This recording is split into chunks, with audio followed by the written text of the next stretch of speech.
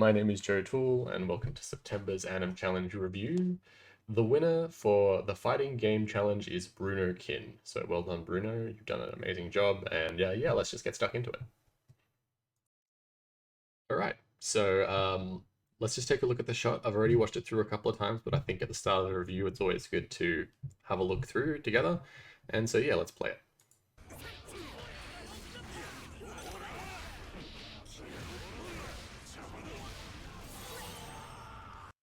Great.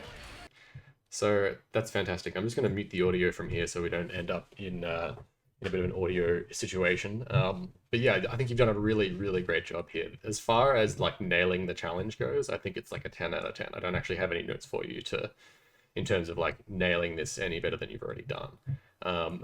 As far as the animation though, I think there's a few little things, like a few little posing suggestions and personality ideas and just like little what I would call appeal suggestions that we can bring in, and I think that's really going to plus it and just take it to that extra level. And also a couple of points on clarity as well, and I think that's actually where we're going to start. So clarity is probably the main thing that I think this shot struggles with a little bit, and namely it's because you've gone to all this amazing effort of adding in this beautiful background scene that makes it just a little bit hard to discern where some of these character silhouettes start and end.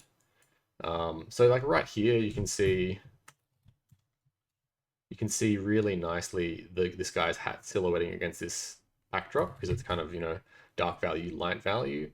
But over here, where the arm sort of goes dark on dark, and on this guy here, you know, dark on dark, it gets a little bit challenging to see like where they are in space, and that kind of recurs over and over throughout the shot. And I think it's maybe perhaps one of the main drawbacks that this thing has. There's also just a lot of extra info. You know, like I know some fighting games have these, you know, moving elements in the back, but there's just like a lot of it in this, and I think it's to the point where it's detracting from the animation, which is fantastic. So from there, let's just talk a little bit about the points in which I think the clarity could be improved. So we've already started with the first frame. There's some issues with like, okay, so it's the start of the fight, but we're starting over here on the edge, staging wise. It kind of feels weird if this is the start. I would expect them to sort of, you know, start over here somewhere, and then the camera would be further over here. So, you know, just that already. I love how you've got like a little G-man hiding down there. I've just noticed him. And then from there, we sort of do all this really nice camera work. So yeah, this is where I would expect the shot to begin staging-wise, with both of the characters in center stage. And then clarity-wise, we start to lose a little bit once we have this element start moving through the scene. It's sort of like where we go from watching, you know, high contrast, high speed movement parts to being pulled away a little bit right here.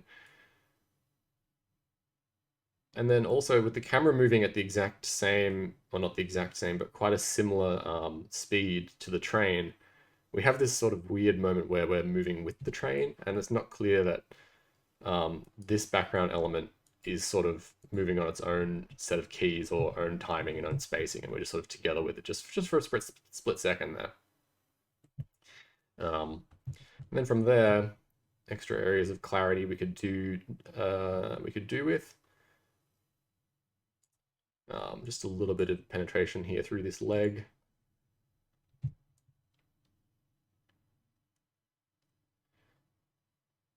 We lose silhouette right here when he starts overlapping these barrels. This is really cool. I want to talk about this guy later because I think it's really neat what you've done, but I think we can definitely plus how he behaves a little bit more, and maybe we'll look at some reference as well.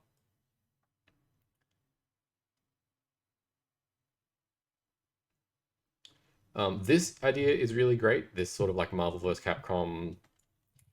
Actually, no, I'm not actually sure where I've seen this before, but I know it's in Smash Bros. Ultimate. This sort of like invisible glass wall that gets broken through. I really like this idea, but I think it's not necessarily apparent on first watch back. It's kind of weird that he sort of just stops here, and then, you know, we feel the wall. You know, because like right here, his head is kind of up against the wall. and now he's, he's here. It's almost like the head was going through the wall the frame before. I know just like mechanically the way that might work in a game, that's totally fine, but here it sort of just feels weird that we have a little bit of this disconnect. It also feels kind of weird the way that this guy does this overhead punch. Like force is coming this way, I guess, if we follow the smears that you've done here, which are really cool. But then he springs up, you know? And so when we play it back, let me just undo some lines. It just feels a bit strange the way that he goes from heading down to being directly up against the wall, right? And so either I feel like, there could be some set extension here to address the note from way earlier on, and then he bounces and then hits up against the wall, whatever it ends up being. Or perhaps you could do more of an uppercut motion with this attack and less of an overhead punch. Like this could be reversed, so instead of this way, it's more of this way. And so this punch is sort of driving up like this. And that would give you, a little bit more clarity and reason why you would hit this guy up against the wall in this fashion instead of going straight down like this. So from there, I love this cut. We could potentially do a little bit more in terms of staging. So see how character B, which we're just going to call blue, blue is right here, in this quadrant. And then in the following section, he's over here. So perhaps if we did a little bit more of a staging adjustment at this point so that, this blue stayed kind of here-ish, so that when we cut to right here, he's closer to being where he was in the previous frame. It's just like a staging thing, we don't want to have our viewers at any point be confused about where people are in frame. And I think this is pretty close to working because it's like a moving camera view, and then we end up with blue in the correct place at the very end. But just the initial cut feels quite fast and a little on the confusing side. So just again, clarity is the name of this note, and I think we can plus it by just being a little bit more cautious about where we end up here. Just make this eraser really big so I can erase things easy.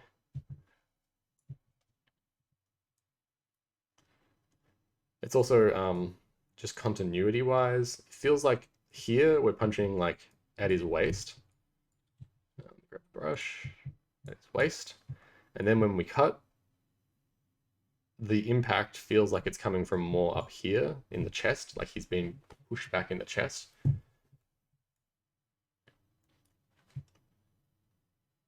It also is a little bit of a weird read. I know this is like a little bit on the whatever, like inappropriate side, but where his hand is planted right here, I feel like would be much better placed if he was slightly lower, red was slightly lower, and we were punching more like solar plexus in the chest than the groin, which is where we are now.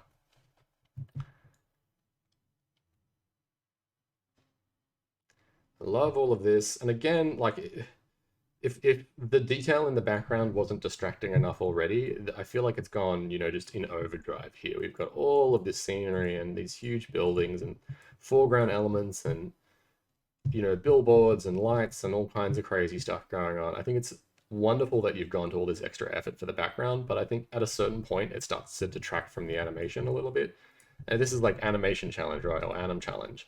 And it's not like how lush your backgrounds can be challenge. And so you can do one of two things here. I think we can like either dip the opacity, not the opacity, the saturation on a lot of these background elements so they sort of fade back a little bit, and they're not competing, saturation value wise with our main character, because like some of these reds and lush greens are higher saturation, higher value than our foreground element character.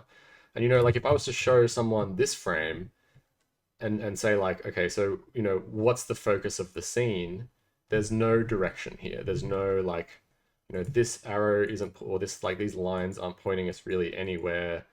These lines are, which is kind of nice. They're sort of pointing us towards the main character, and then there's just lines, lines, lines, lines, lines. Nothing here. is really drawing focus to where it should be. There's parts here where it sort of feels like it fits, like right around here, you've got like some nice converging lines. And the only reason I think I'm feeling this is because it feels more simple here. It feels more like there's less to distract from seeing the silhouette than there is all the way through here in this big movement that you're doing. Kudos though to doing a really great job with the camera here. Normally this is where a lot of folks fall down. It's like broad movement of a character and then a camera that's supposed to follow them along. They end up with all sorts of really tricky spacing issues, and I think you've mostly avoided them. Some stuff here with the legs that just feels like a little bit out of place, but I think for the most part you've done a really great job tracking the camera through this movement. So yeah, that's clarity. You know, like I don't want to harp on too much about clarity, and I put it at the start just because I think it's like the main issue that I feel with this shot. But just like making sure that silhouettes are visible and readable, and that the challenge is kind of the animation part of it, and having all of those things read really nicely, which I think they are, or they would read a lot nicer if we just had a little bit less focus on some of these background elements. I just noticed something before. We've got these guys over here, which is really cool. And down here, there was something else. There's these guys down here too. And then someone fishing. I think you've done it. Is this animated in Source Filmmaker as well? Because it's really impressive what you've managed to pull off here, if that's what you've done. And I think that says no swimming. Very cute. Yeah, just all of the extra attention to detail that you've gone to, I feel is really good, but it's just a little too much and a little bit too far in that direction. It's almost like we finished the animation part of the challenge early, and you just had like 3 weeks to do all of this extra stuff. And it feels like some of that time might be better placed addressing some of the notes that I'm about to talk about now. So you've got like fairly liberal use of smears, which I quite like.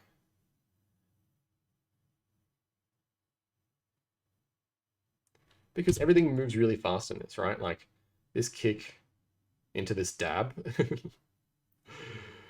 is really fast, you know, from here to here. I think that's a correct usage of the smear. And also the directionality of the smear is correct.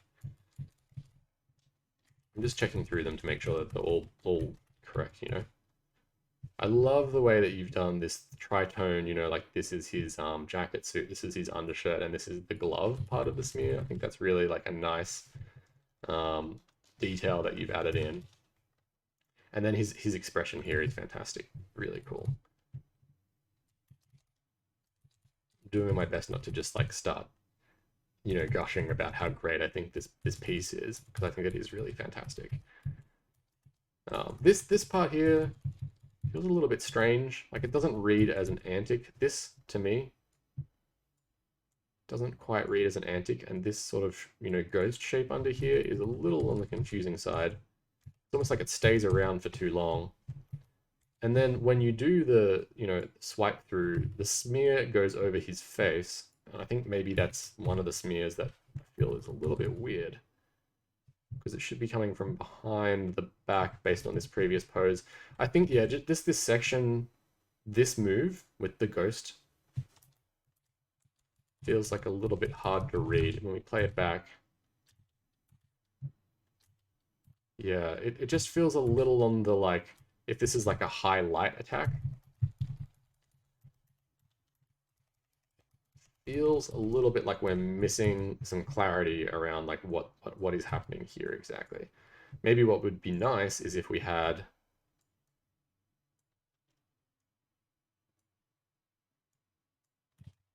basically, I want to be able to see where the hand is with the knife. Erase this. I think what I'm hoping for is maybe to lean back a little bit as well. This arm up is good. This head could be further back. And then it's almost like a punch, you know, so we want to have this hand drawn back, you know, here-ish. And the knife can be here. It's just bringing it away from, you know, how far back it is right here. You could potentially even have it go high. You know, this reads a little bit more. Pardon my terrible drawings. Because this, you know, if we're up here and then we slash down,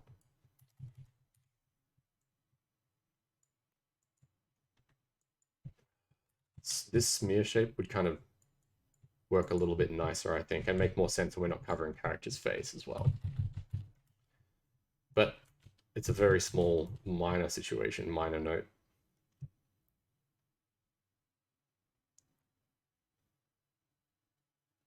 It's also some continuity.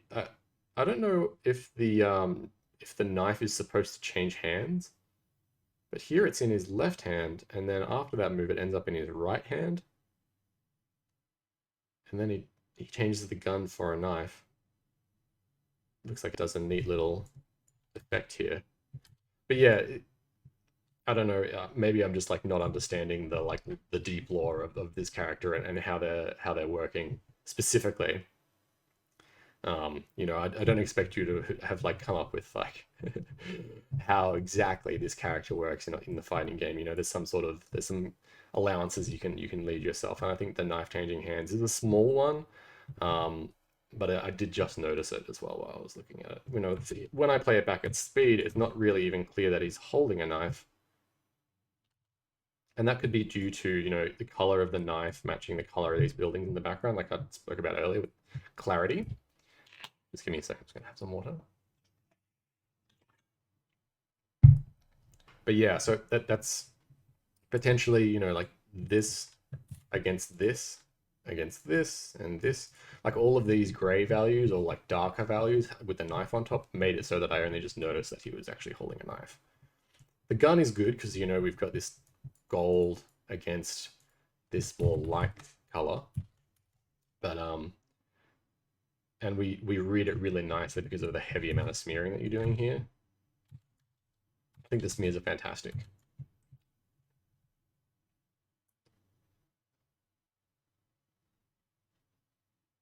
Right. So yeah, this is great. Everything is looking really nice. Let's talk a little bit more about specifics on animation.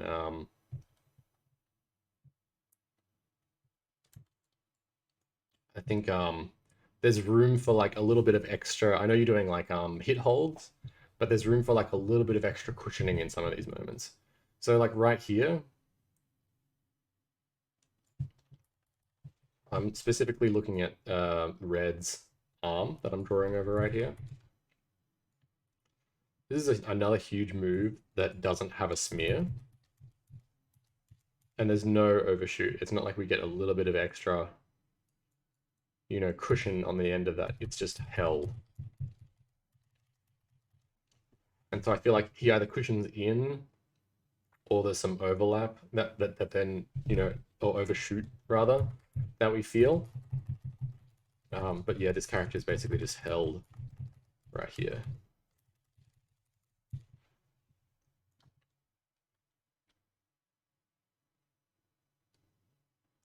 I wonder, would it be nice to get a little bit of, you know, shoulder, you know, additive feeling reaction to this particular hit react? Because right now it feels like he's still in idle pose and you're just moving him back and forth, which I think is really cool. But I think he's maybe not the right um, era of fighting game. We then react. So just a little bit of jiggle or something might be nice.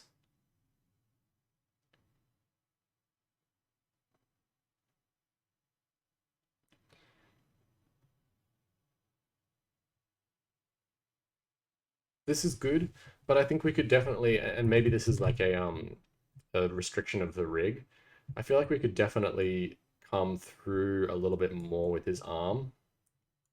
And then from there, there's a bit of weird shape happening in here. And I'm all about shape. If you've ever like seen me talk about animation before, I'm always harping on about shape. And there's just a little bit of weirdness in this section in particular with the body, and I think it's just to do with skinning, but if you've ever played around with blend shapes before, or you can mess with what these vertices are doing in this particular moment, it would be really nice to just have this shape be continued all the way down and not have this little gap.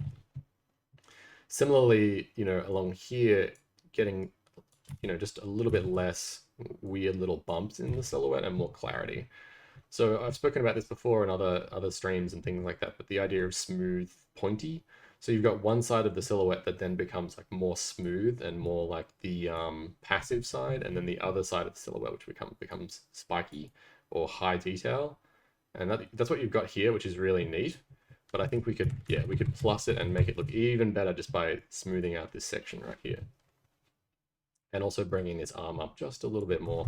It feels almost like we had the idea in blocking, but then, we didn't go in and clean up just this angle. And again, it could just be a rig thing, but I feel like this is a little bit of a messy pose.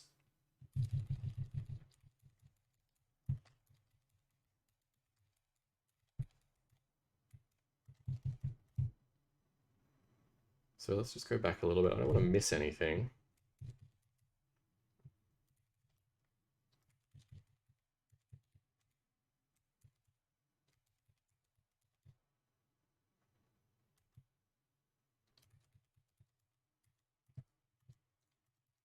This is really cool what you're doing here. I feel like this effect would be better placed either being directly above or behind the hand. Right now it kind of feels like it's on his coattails, And then here, it would be nice to have it just a little bit here or here. Again, it feels like he's giving a boost, like his butt is boosting him forwards. And then right here, it starts to read, like this feels a little bit more appropriate, and then this is spot on.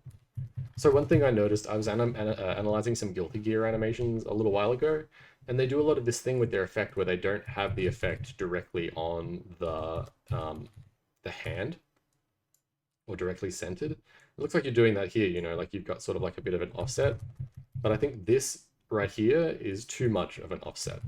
And it might just be that the element that you're using is like in the wrong place, and this is just the best element that you can find. But again, if we're like polishing and like adding all of these extra layers, extra effort to this, then this is the sort of thing that I would expect to see. Just a little bit more attention paid to like where the effects are in relation to what they're supposed to be attached to. I love this hard arm break that you do right here, between here and here. Really cool. I feel like this hand is really neat, like the way that you've got it coming up at this moment, that you've got this really perfect S shape. But then here we start to lose it a little bit in the silhouette. Like this hand is doing the right thing. The chest is kind of twisting in the right direction, which is really great. And we're coming up through the hips. We lose this hand for like just frame. It's just stuck behind. I feel like I want to continue this nice S idea that you had and just have it be a little bit further down or a little bit outside of the silhouette, just so that we read it. Because when it's here, it feels like he's too tight in.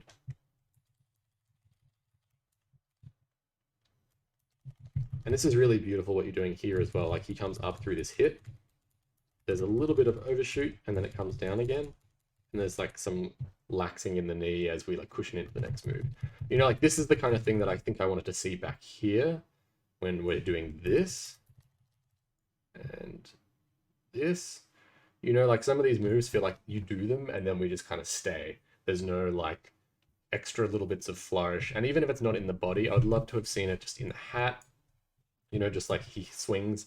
If the body has to stay completely still for stylistic reasons, we do just a little bit of a hat turn, or like the cigarette moves, or there's something like his suit jacket sways a little bit. I don't think we've got that level of control, but just having these, these elements move, this element move, this element move down here, the bottom of these pants, just so that we feel a little bit of like extra repercussion, because sometimes it feels with these really fast hard moves that we don't cushion into them, and that we're not like feeling the impact as much as we potentially could. Because you know, like if we just do these things, like if we just do this hard move and then all of the impact is felt on the other side with the the hit stun or the hit react, and there's nothing happening over here with the character that's instigating the move, it feels like it's only halfway there. Like with it's great, it's all happening, but there's just something a little bit extra that could be being done. And again, I think that would help greatly with readability, the first point. And so from here, this is great. We've got a little bit of another readability issue when this fist is coming through the back of this guy's head. It would be neat if he was being like, there's two kind of ways that I want to go through here. Way number one, which is my initial reaction, is the head is up here and the body is still down here. Like we have this like crazy, like head being lifted away from the body moment. This is great, but yeah, just this where we see right in the center of frame the fist being in the wrong place.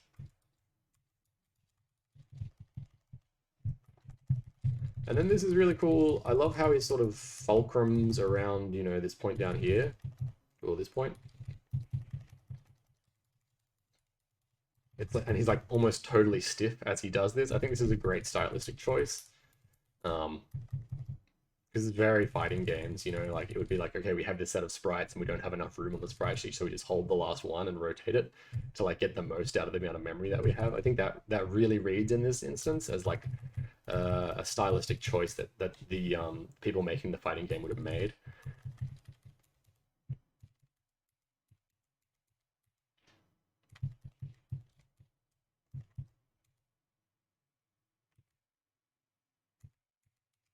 Yeah, this. See how you've got control over this? I would love to see a little bit more of these things moving around after big impacts.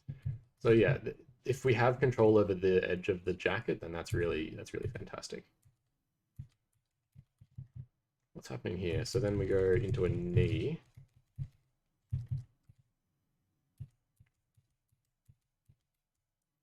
And into a kick. This is nice. I feel like something is a little bit wrong here though.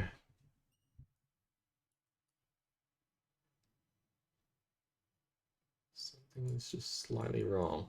It's like a crazy silhouette and I love it, but maybe it's just this little bump down here that I'm feeling, and maybe it's a little bit too hyperextended in the knee. Perhaps what I'm seeing or what I'm wanting to see is just a little bit more. Give me the brush, please. Just a little bit more of a straight line through here. I'm not sure. This is one of those situations where I'd actually have to be in the scene to like fiddle around with it and get the result that I'm looking for. But there's something about the way that this knee right here is breaking and the way this shape down here is poking through. I think it's sort of pulling away a little bit from the potential perfect read of this pose.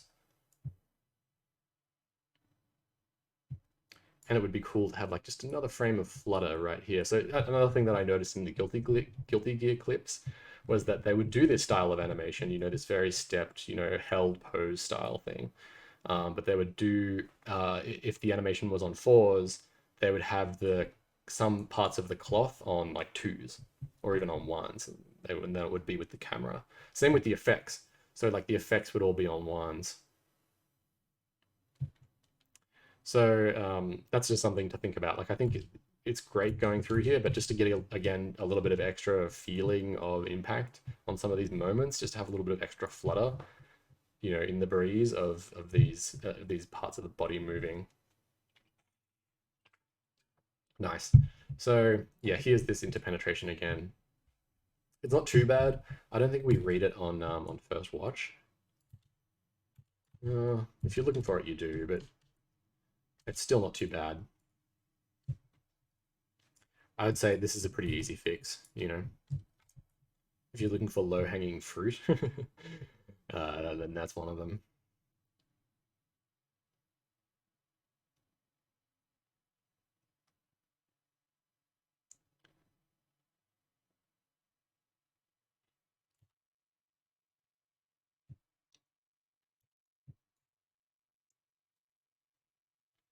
Something that with these fighting games that happens a lot is because of the like high speed, like there's very little anticipation, which I think you're doing a really great job of.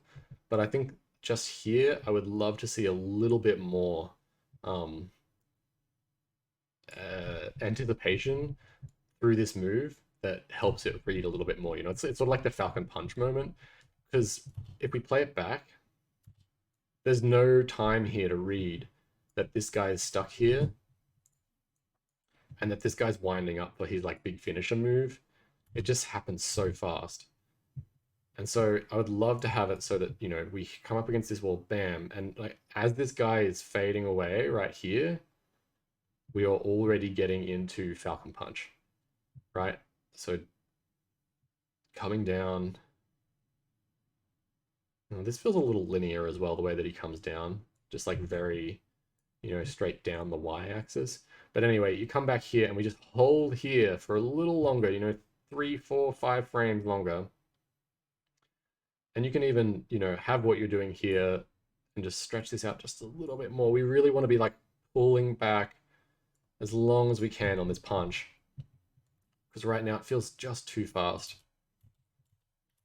There's no time to read exactly what's happening. And I think you got a really high impact moment here, but it could be so much higher impact just by adding a few extra frames of hold. Because this guy's here, you know, like we don't need to move him. If anything, he can start to slide down like a tiny little bit if you wanted to have some movement there, just so he's not completely locked. Or maybe some extra cracks forming. But yeah, the focus here, I feel like, is on this guy. Let's see what else we got here. Just posing wise, I think this is great.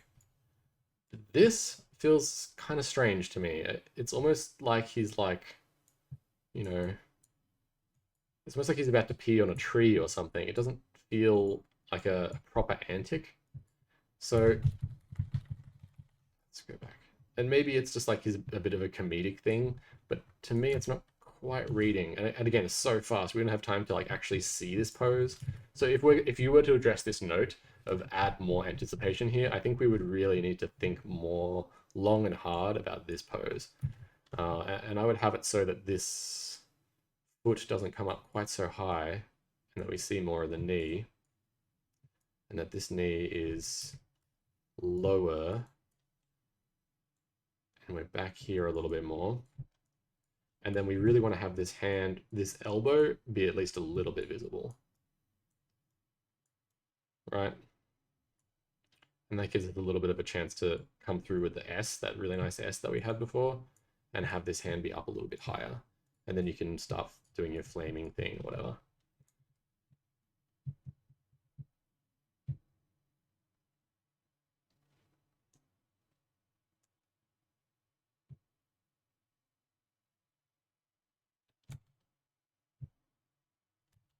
Nice. Okay, cool. Really nice stuff through here. We had there's a bit of a strong camera shake. I love the way that we go so like the lens depth wise right here, really long. This is neat. But yeah, this camera shake that we're doing, I feel like we lose a little bit. Again, clarity wise, right here, between here and here, frame 201 and 202. Because I feel like here we're like heading back in this direction, and then all of a sudden we're over here, and now we're in this part of the shot. It's almost like there's a seam right here that I'm seeing, you know, like there's two different shots that you've stitched together. And I think it's just because of the camera shake and that you wanted to hit this pose with this guy right here, that we're feeling this. And this is great, by the way. I love that we see this guy really close in. It's very anime. But it's just the position of this guy on 201 and then the position of him on 202 that feels a little bit broken. You know, between here and here. It's like, how did he do this? We're over here, and then now we're over here. And that's, you know, just staging wise, this doesn't read.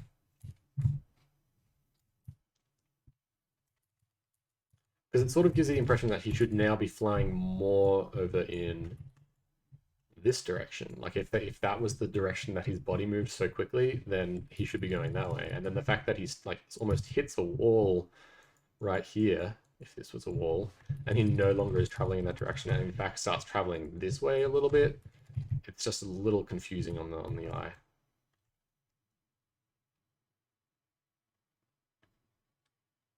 Okay. It reads as just like a big shake, a big left-right shake on when you play it back. I don't think it doesn't, yeah, it's so flashy. It doesn't need to flash that hard. You can just tone that down.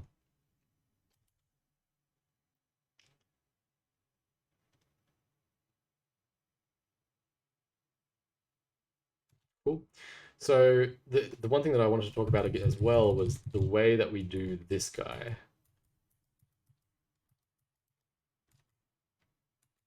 I love that you're bringing in an extra character here.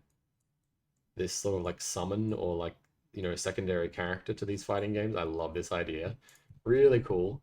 But let me just bring up some reference. Okay, let me just get rid of this. Bring this up. This over here. Put this to high settings. Okay, so let me just rewind. And pardon if it's like not the best quality. But here is a moment in a Marvel vs. Capcom game where this exact thing happens. We get a summon. Here it comes. Here comes Tony Stark. I love the way he comes in from off screen. And then the other thing that's happening is there's like a foreground background thing happening. So like even though this is our main character, you know, what's her name? Captain Marvel, she becomes the background element, and there's even a glow on the foreground element when he does his thing. He's coming in to do a special attack, so maybe that's why. Let's keep watching.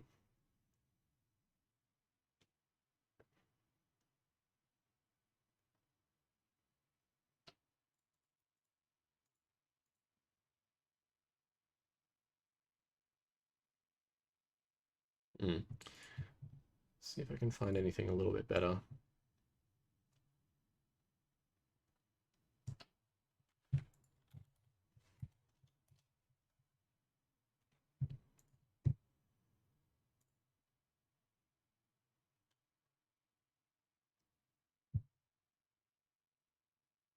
See, this is what I was talking about a little bit earlier. You know, like even though we're doing hit stuns, there's still like a little bit of jiggle or like some reaction to the things that are happening through the body. Anyway, I'll keep trying to find one of these moments where he brings out one of his buddies.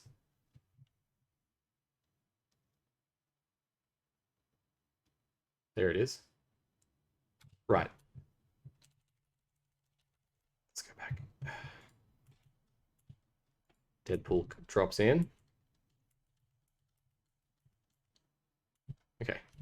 In this case, Deadpool like flies in from off screen, and it looks like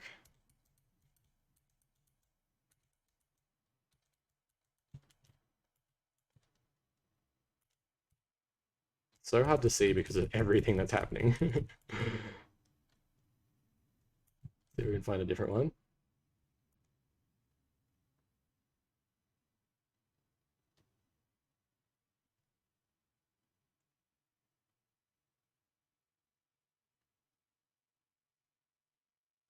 Again, Mr. Mr. or Mrs. Editor Person, this might be the time to do some editing while I find this piece. Yeah, like, see the way that he comes in, does his thing, and then kind of like disappears? There's just like, it's almost like,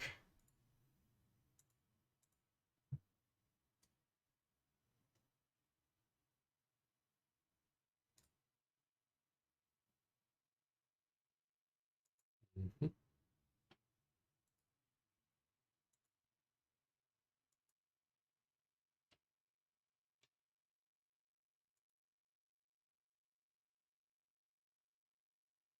Yeah, it's almost like there's not enough chance for us to see this guy come in. All right, so I'm going to bring back the review.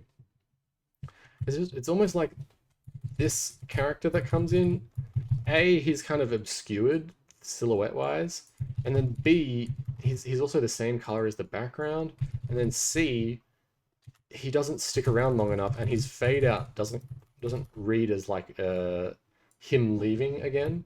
You know, so like when he spawns, it's almost like he comes out of this character. You know, like he's coming up through the ground as our character stands up, which makes sense. It's like hidden in a nice way. But the C being the final point of him disappearing, just it feels a little lazy, or it feels a little bit like it doesn't make sense.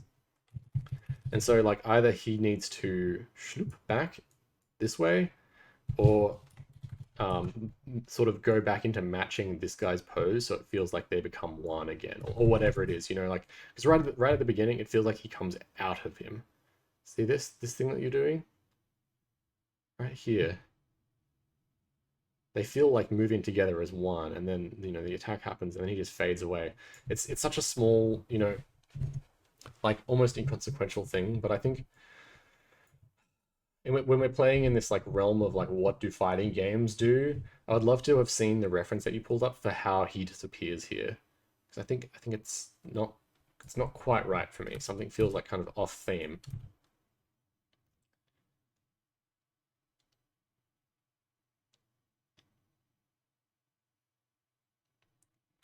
Right, here again, this is such a wild pose, and I love it. We could shift him forward just a touch and then add just a little bit more, you know, residual overlapping action or settle or cushioning in when he hits this pose, because right now he just lands. There's a bit of overshoot on the hip, but then we just stay here, you know, like there's nothing for all of these frames.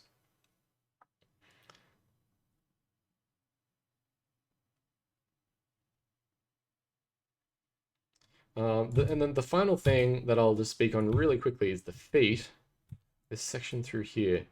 This is actually a thing that one of the things that jumped out at me on my first viewing. I was like, something's wrong through here. It's almost like we're falling incorrectly. Like he's a foreground element and the background doesn't match up. And I know that's like a bit of a fighting game trope, but you could potentially bring this line. His elbow feels a little, his shoulder feels a little disconnected through here. Feet. Yeah. Something feels off with the way that this foot, this is great, you know, this is really nice, but something feels off when the foot comes down.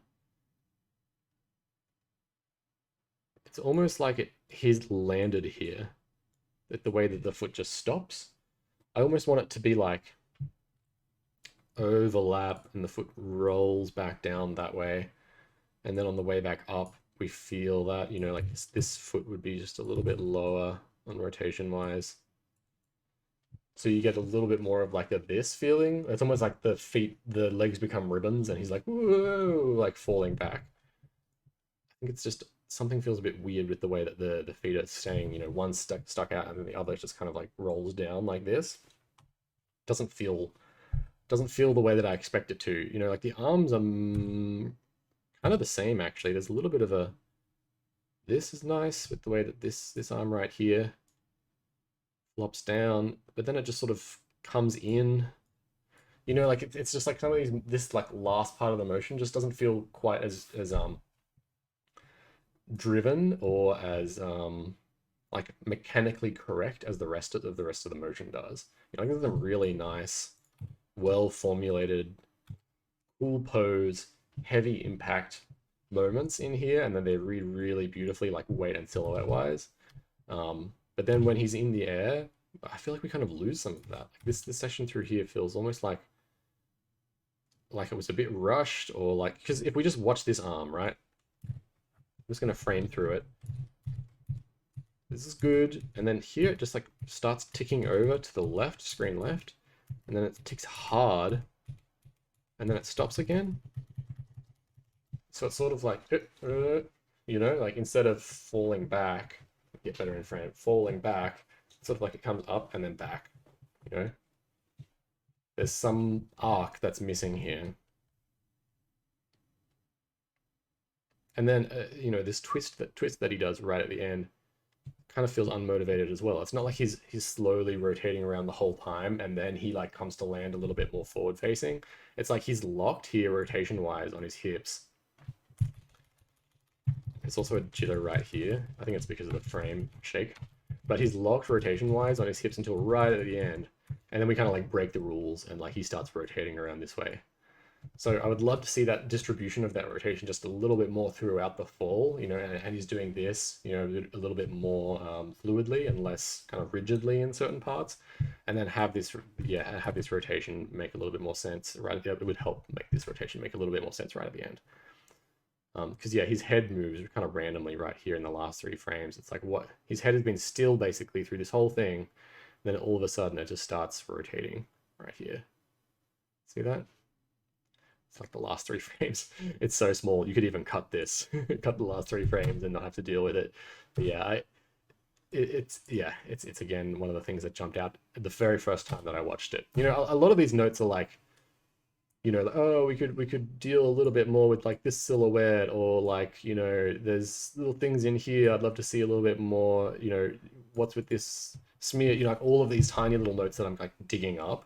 But the things that I think jump out at you the first 1 or 2 times that you watch it, number 1 being clarity for me, and number 2, this end part, I think they're like the high value parts, you know. So if I were to say like give you a list of things that you could address, which I love doing when I give these little note sessions, is number 1 is clarity. And this stretches across the whole shot, but I think the main thing with clarity is to get the background a little bit less saturated and a little bit less busy, and that will help the animation read. The rest of the clarity comes from like through here, you know, interpenetration that's going on, through right here, this punch, having this be like in a little bit less of a precarious position, the read on the big screen shake that you do here, all of these background elements, you know, all of this stuff all falls under note number 1, clarity. Note number 2, in terms of priority, would be this, the last section, cleaning up. We're going to say motivated movement.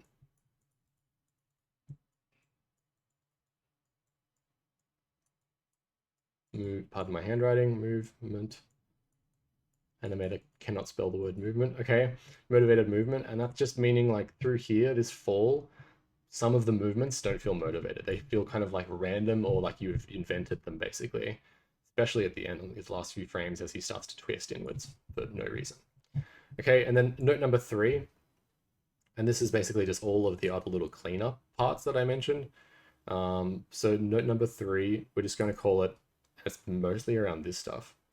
Note number 3 is just going to be extra mile, right?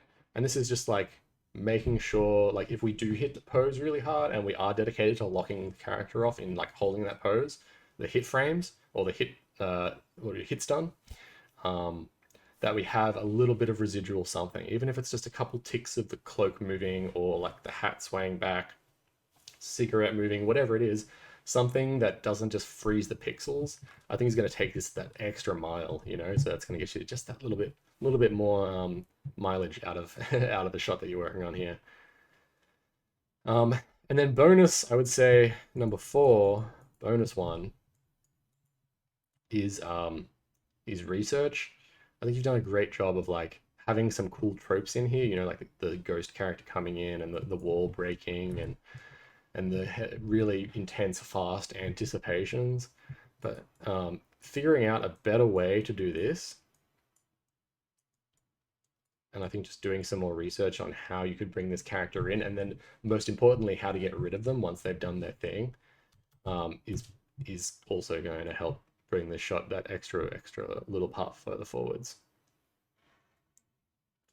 This part through here, you know, this when he's punching down instead of punching up, I think that falls under like extra mile as well, you know, like making sure like even though it is a fighting game and there's these weird things that we don't end up, you know, with a direction like this falling down and then coming back up again randomly.